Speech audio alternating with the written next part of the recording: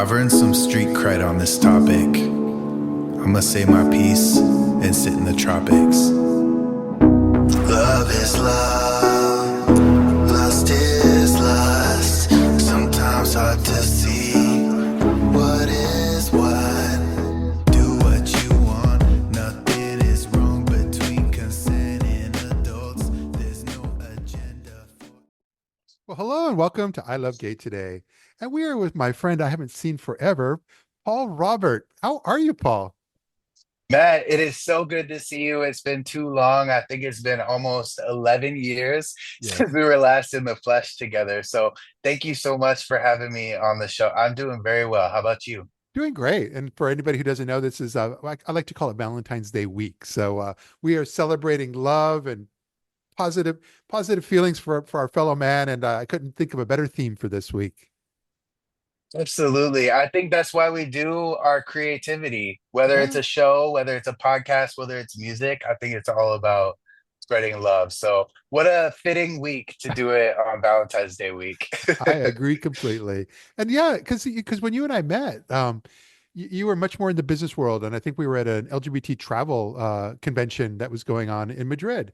And but yeah, you were very much in the business world and kind of in travel, and but a lot has kind of changed and morphed. But yeah, just tell us a little bit about your journey here. Yeah, so when I met you back in the, we'll call it the 2010s, right? I was very, very ingrained in the corporate world doing sales and the GA blog and podcast where I interviewed LGBT leaders was kind of my first experimentation into creativity. Yeah. Wanted something more that was mine where I could have my voice and my impact out into the world.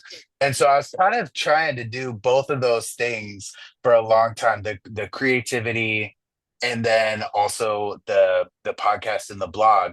And it was such a rewarding experience. I learned so much about technology, got to meet amazing people such as you and everybody that was with us at the IGLTA, Yeah. and just the people that I would talk to regarding the project really, really warmed my heart.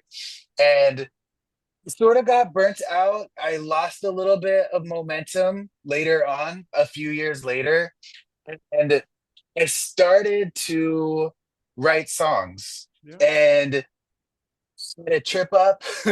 I went through some things, made some mistakes, and I kind of took a pause back from everyone. Yeah. I took a pause from the corporate world. I took a pause from the creativity.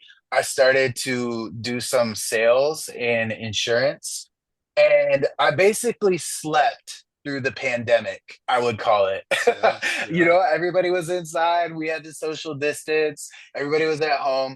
I kind of see it as I slept through the pandemic.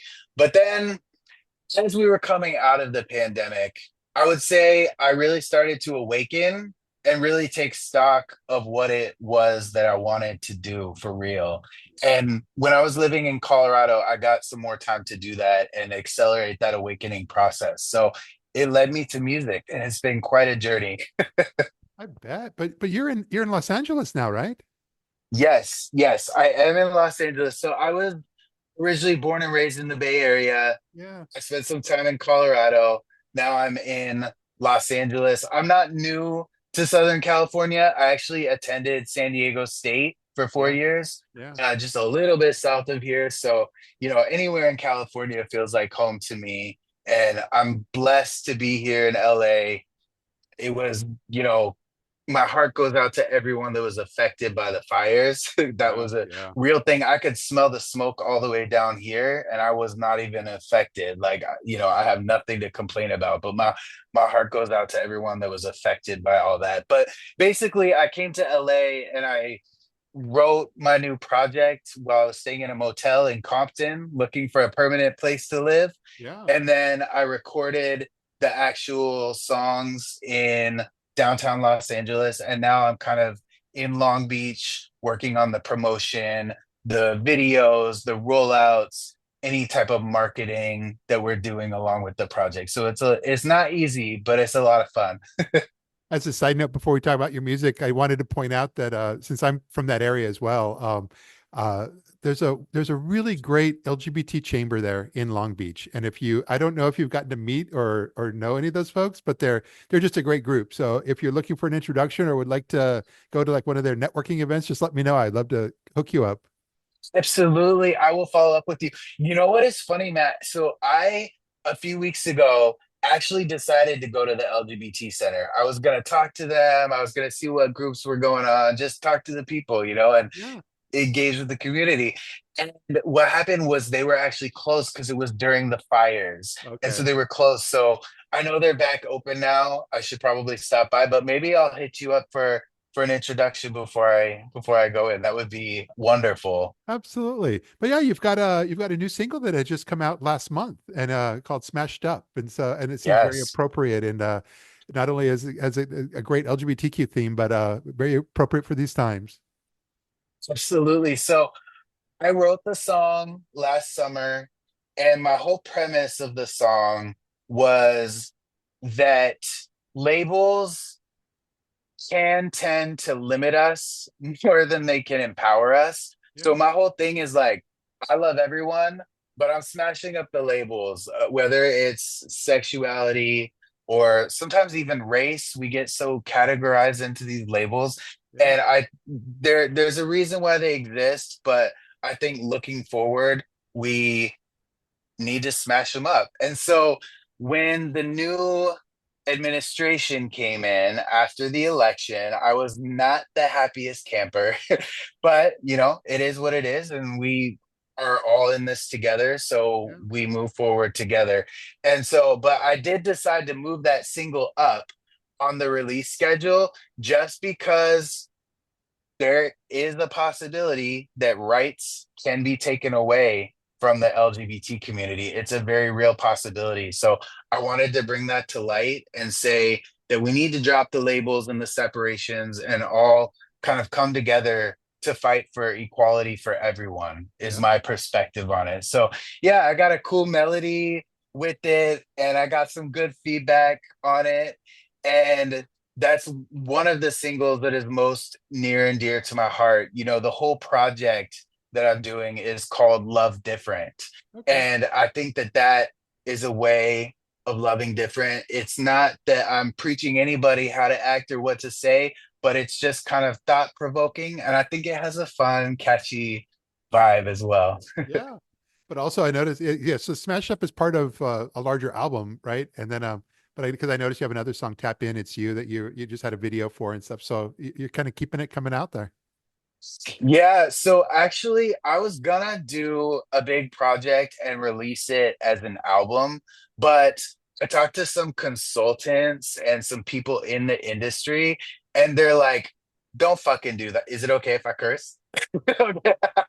They're like, don't fucking do that. They're like, Yeah. that's a waste because until you're signed, or maybe you don't want to be signed, who knows, right? But if you're signed to a record label, you can do the standard album, and there's the marketing budget behind it. But if you're an independent artist looking to build an audience, you Yeah. get more bang for your buck by releasing the songs on an almost individual basis because you can create more content around them Yeah. and be able to create more value in relation to each song rather than just dropping, one set of X number of songs and then it's done and you have to do all the marketing afterwards. So I'm adjusting as I go. I was doing about one song a month. I started in September with a song. I released another one in October, November, and then January.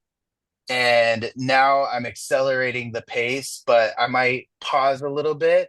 It's just making sure that I can keep up with creating the accompanying videos and content that can go with the songs. Because I always joke when you're an independent artist, it's not easy, but it is fun and it is worth it, I believe. But I always joke that when you're an independent artist, you are everything. You are the product, you are the songwriter, you're the marketing, the human resources, the technology, you're all of it. So you're trying to basically understand where to put the action, where the action is going to make a difference. So it's fun. It's kind of like starting a business in a Yeah. way, Yeah. and it's an investment of time and resources, and it requires a lot of belief. So I think it's a very exciting journey.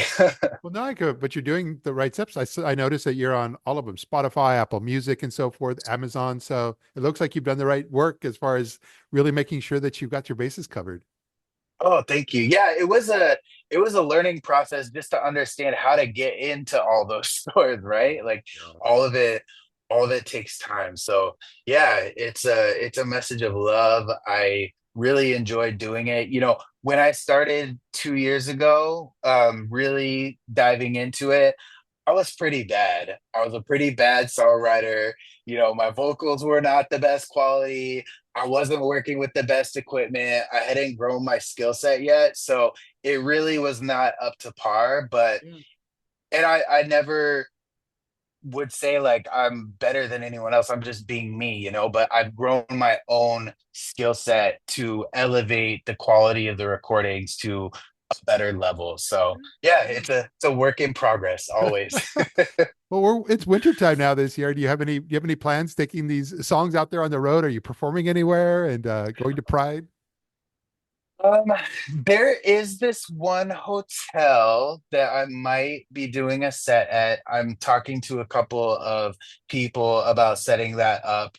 Yeah. I am open to other opportunities to perform. So I've actually been rehearsing my Yeah. sets. Yeah. So I have this equipment here, like wherever that I can take wherever I am if I have 30 minutes and I just want to sing my songs.